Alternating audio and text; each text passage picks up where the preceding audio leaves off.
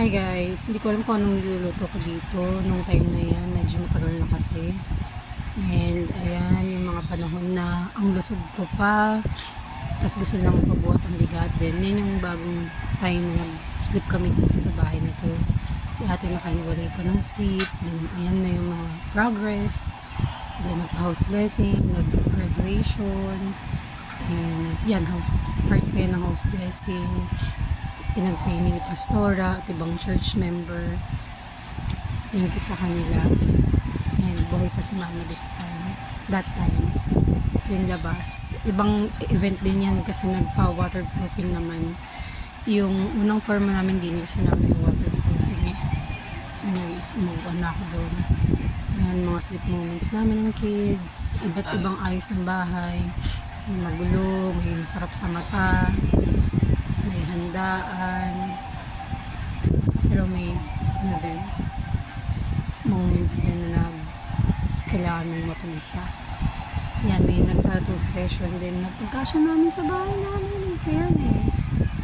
Tito Dex bumisita Christmas time last year pa December 2025, pero yung pinakita ko from the start of 2023.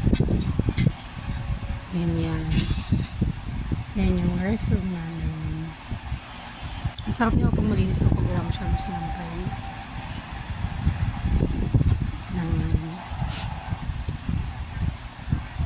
Yan, bagong ano naman tayo ng straight in hair. Ito yung first na uwi ng papa namin. Ano sunod? Unod 1, 2, 3. Bagong gawa ng bago. 1, 2, 1, 4, 3. 1, 2, 1. 7 birthday ni kaya may gawa. Ito yata yung gabi ng 7th birthday niya. 6, 5. Yung mga gifts sa kanya. Or before her 7th birthday. Pero nasa amin yung gawin. Yan, mga bandi yung gawin. Kasi in 1 year lang naging siya dito sa Pilipinas. So, grabe talaga nagsulit sa bonding. Ito naman kami ni ate para yung sa graduation nila that time. Pahinga tayo, si papa muna magluluto for Christmas. And tinatuan niya ako bago siya umalis. 2025 na to. And then request niya crispy pata. Ito naman nagkabuluto si Isaiah kung kaya malagi na umalis si papa. So si papa muna naglalagay ng ointment dun sa mga part na nagkabulutong siya. Then kulitan mo ulit sa masarap-sarap kailangan po na mag-aaral ng social. Tapos ito, makakapanood din lang ng YouTube and TikTok.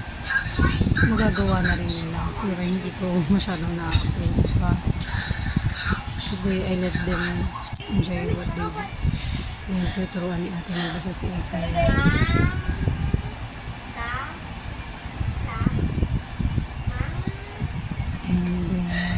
Ayun na, hindi ko pala kasi nag-vlog yung yung bahay ng bago. So, nag-create lang ko ng kanil. Thank you, bye!